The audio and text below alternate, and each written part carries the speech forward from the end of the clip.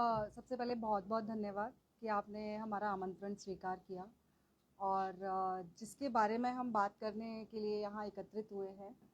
3 तारीख को जो एक प्रोग्राम हमने टाउन हॉल में रखा है, वो प्रोग्राम शक्ति से संतुलन है। मैं इमोशनल हेल्थ और मेंटल वेलबींग के टॉपिक्स पर काम करती हूँ। उसके अंदर बहुत सारी चीज़ें आती हैं, बहुत सारे टॉपिक्स कवर होते हैं, चाहे वो हम युवा पीढ़ी के अपने अंदर जो कुंठाएं बन रही हैं उनकी बात करें, या हम रिश्तों में जो अनबन हो रही हैं, परिवारों का विघटन हो रहा है उसकी बात करें, या हमारे समाज के कुछ ऐसे वर्ग हैं जो पिछड़े हुए हैं, जहाँ एजुकेशन तक नहीं जा पा रही है, हम उनकी बात करें। ऐसे बहुत सारे फील्ड्स में जब मैंने पिछले 20 साल से जब काम किया, तो उसके बाद एक ऐसा पल आया जहां मुझे लगा कि आज बाड़मेर में, क्योंकि मैं राजस्थान से ही बिलोंग करती हूं, तो राजस्थान की धरती को बहुत अच्छे से पहचानती हूं, और बाड़मेर से 2017 से मैं जुड़ी हुई थी। तो जब मैं आते आते यहाँ की बहुत सारी प्रॉब्लम्स परेशानियों को देख रही थी, तो 2021 के बाद जब मैं पूरी तरह से 2.5 साल से यहाँ काउंसलिंग के क्षेत्र में मैंने बीड़ा उठाया कि स्कूलों में जाकर, कॉलेज में जाकर, या पर्सनल लेवल पर, इंडिविजुअल लेवल पर बहुत सारे केसेस को मैंने सॉल्व करने की कोशिश की है। तो 3 तारीख को एक ऐसा प्रोग्राम करने का हमने निश्चय किया जो कि विमेन्स डे के लिए एक खूबसूरत एक प्रयास है। लेकिन उस प्रयास में अनोखा ये है, जिसको मैं कह रही हूँ कि ये पहली बार बाड़मेर में हो रहा है, कि ये एक तो पूरी तरह से महिलाओं और हमारी बालिकाओं के लिए है, बेटियों के लिए है। और दूसरी चीज, जहां हम विमेन एम्पावरमेंट की बात करते हैं, नारी सशक्तिकरण की बात करते हैं, तो इस बार हम नारी सशक्तिकरण जो है वो एक नए रूप में देखेंगे। और वो नया रूप ये है कि नारी ऑलरेडी सशक्त है, अब वो किस तरह से सोसाइटी को, इस समाज को बैलेंस करती है। क्योंकि बैलेंस एक ऐसी चीज है, संतुलन एक ऐसी चीज है, वो संतुलन हमारे यहाँ बिखर रहा है। हमारी बेटियां या हमारे बेटे अब जो बड़े हो रहे हैं, वो धीरे धीरे कहीं ना कहीं बहुत सारी विकृतियों में जा रहे हैं, या परिवारों में बहुत सारी विकृतियां आ रही हैं। उन चीजों पर बात करने के लिए अगर अपनी जो एक नारी है, वो महिला जो है, वो अगर अपने सशक्तिकरण को सही सदुपयोग करते हुए, ना कि उसका नाजायज फायदा उठाते हुए, अगर अलग तरीके से अपने प्रयासों को लेकर आएगी, तो कहीं ना कहीं उसका एक अच्छा प्रभाव समाज में देखने को मिलेगा। और हमारी जो नई युवा पीढ़ी जो सामने निकल करके आएगी, वो एक ऐसे बेहतर समाज में सांस ले पाएगी, जिस समाज में कहीं ना कहीं जो हमारे बड़े बुजुर्गों ने देखा, या जो हम कहते हैं राम राज्य, या और भी हम बहुत बड़े नए नए तरीकों से जो हम जानते हैं उनको, उस समाज में बच्चों का एक सर्वांगीण विकास हो सकता है। तो ये एक प्रोग्राम टाउन हॉल में है, शक्ति से संतुलन, जिसके अंदर बाहर से स्पीकर्स आ रहे हैं, और इसमें एक पैनल डिस्कशन रखा गया है। और उनमें स्पीकर्स अलग अलग फील्ड के एक्सपर्ट हैं, वो साइकोलॉजिस्ट हैं जो मुंबई से आ रहे हैं, या मीडिया के ऊपर बात करने के लिए, सोशल मीडिया के ऊपर बात करने के लिए रेडियो और एफएम की 90.8, उसकी एक कल्चरल हेड है, रेडियो और cultural head doctor Jaya Tiwari, वो यहाँ पधार रही हैं। एक एजुकेशन डिपार्टमेंट में एक कंपनी है जिसको लेकर के हम रिमार्केबल एजुकेशन बोलते हैं, जो जोधपुर में है, वहाँ से उसकी सीईओ डॉक्टर प्राची गौर पधार रही हैं। इसके अलावा एक बहुत ही जानी मानी हमारी राजस्थान की ही सोशल एक्टिविस्ट हैं, जो कि करिश्मा हाडा हैं जिनका नाम, और वो भी यहाँ हमारे साथ पधार रही हैं, क्योंकि वो राजस्थान की, हमारे मारवाड़ क्षेत्र की, या हमारे जोधपुर, बाड़मेर, उदयपुर आसपास के इलाकों के बहुत सारे परिवारों और महिलाओं की बहुत सारी चीज़ों से वो अवगत कराएंगी और देखेंगी। इसके अलावा एक हमारा जो फीमेल रॉक स्टार बैंड है, जो इंडिया का first female rock star band है, मेरी जिंदगी,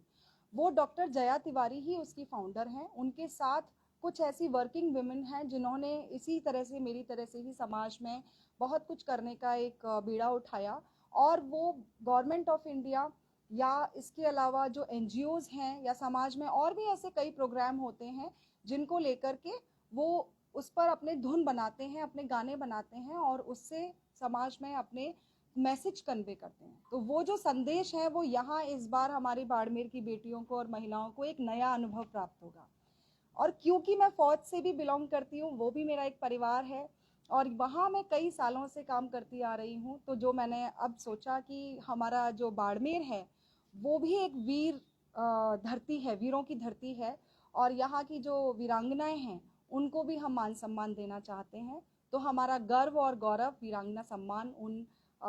महिलाओं के लिए समर्पित रहेगा। इसके अलावा जो हमारे बाड़मेर की जो बेटियां हैं, जो यंग अचीवर्स हैं, जो देश के कोने कोने तक जा रही हैं और हमारा नाम कर रही हैं, उनके लिए हम सृजन शक्ति अवार्ड के नाम से उनको आगे। हर सिक्के के दो पहलू होते हैं और हम एक ही पहलू को देख करके अगर बात करें तो वो ठीक नहीं होगा। तो मैं ये नहीं कहूँगी कि जॉइंट फैमिली की वजह से सुसाइड होते हैं या सिंगल फैमिली की वजह से सुसाइड होते हैं, क्योंकि कई बार ऐसा होता है कि जॉइंट फैमिली में ऐसे बहुत सारी चीज़ें हैं जो आपकी टेक केयर की जाती हैं, आपका ख्याल रखा जाता है। जैसे कि अगर महिला और पुरुष दोनों ही, पति पत्नी दोनों ही कहीं ना कहीं वर्किंग हैं, तो जो हमारे दादा दादी हैं या नाना नानी हैं या परिवार के और बड़े सदस्य हैं, वो कहीं ना कहीं बच्चों का ख्याल रखते हैं और भी बहुत सारी चीज़ों को उनको मदद करते हैं। किसी के अंदर परेशानी आ रही है और बात नहीं कर रहे हैं, तो कहीं ना कहीं उसमें वो बीच में छोटा मोटा अपना प्रयास करते हैं जिससे कि माहौल सुधारा जा सकता है।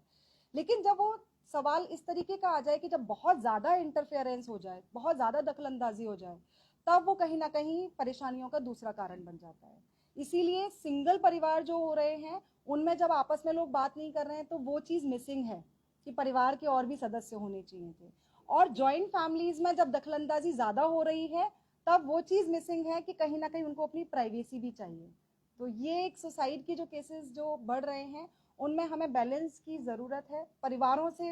कोई फ़र्क नहीं पड़ता कि अगर सिंगल फैमिली है या जॉइंट फैमिली है, वो एक कारण है किसी सुसाइड का।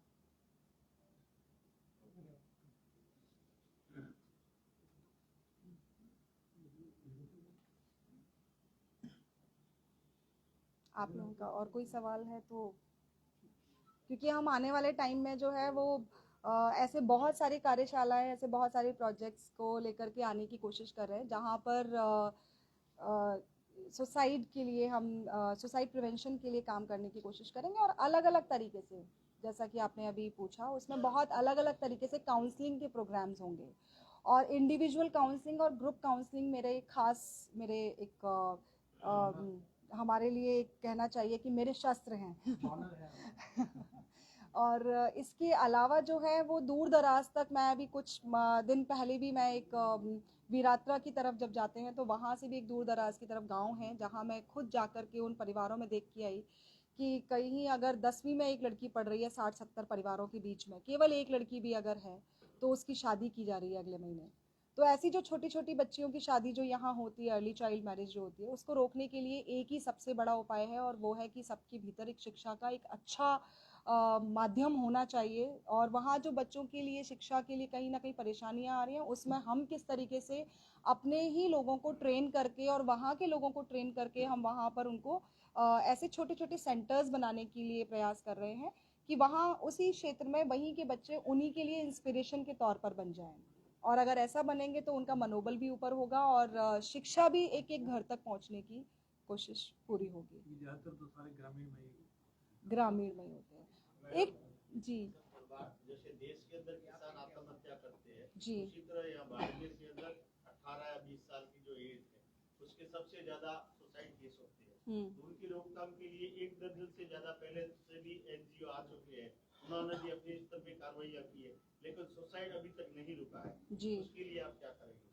हाँ, अगर आपने ये एक बहुत ही अच्छा सवाल पूछा है। बीज कोई और बोता है, उसमें पौधे के साथ में खाद पानी कोई और देता है, वृक्ष की छाया कोई और लेता है और उसका नीचे बैठ करके उसका आराम कोई और पसंद करता है। तो मैं ये नहीं कहूँगी कि किसी ने पहले काम किया है तो मेरा काम कुछ बहुत अलग है। लेकिन अगर हम प्रतिदिन प्रयासरत हैं और अलग अलग नए नए तरीकों से बात करते हैं, तो क्या पता कि किस बच्चे को कौन सा प्रयास उसके लिए सफल हो जाए और हम कितने प्रतिशत बच्चों को शायद उस दलदल से बाहर निकाल पाए। मैंने पिछले 2 साल में जो केसेस हैंडल किए हैं, मैं अगर उसकी बात करूं तो मेरे केसेस में मेरे को 100% एक सफलता मिली है, क्योंकि उन बच्चों की बात सुनने वाला यहाँ कोई नहीं होता है। सबसे बड़ी बात होती है कि आपको बिना जजमेंटल हुए अगर कोई सुने और आपकी बात उस जगह से कहीं बाहर ना जाए, तो एक भरोसा तैयार होता है। और अगर वो विश्वास तैयार हो गया, उसके बाद अगर आप अपनी बात किसी को समझाना चाहेंगे, कहना चाहेंगे, तो वो इंसान आपकी बात ज़रूर मानता है। इसके लिए बहुत सारे चैनल्स होते हैं, क्योंकि किसी का भी आत्महत्या करने के पीछे जो उद्देश्य या मानस जो बना है, वो मानस अकेले नहीं बना, उसमें बहुत सारी परेशानियां, बहुत सारे लोग जिम्मेदार हैं। तो कहीं ना कहीं हम उन सारे चैनल्स पर हम पॉइंट करेंगे, उन सारे लोगों तक हम पहुंचने की कोशिश करेंगे, चाहे वो पेरेंट्स का लेवल है, चाहे वो स्कूल का लेवल है, चाहे वो उसके करियर का है, चाहे वो उसके आसपास की किसी भी तरीके की समस्या है। जब आप सारी चीज़ों पर अगर टच करते हैं तो आपको कहीं ना कहीं सफलता ज़रूर मिलती है।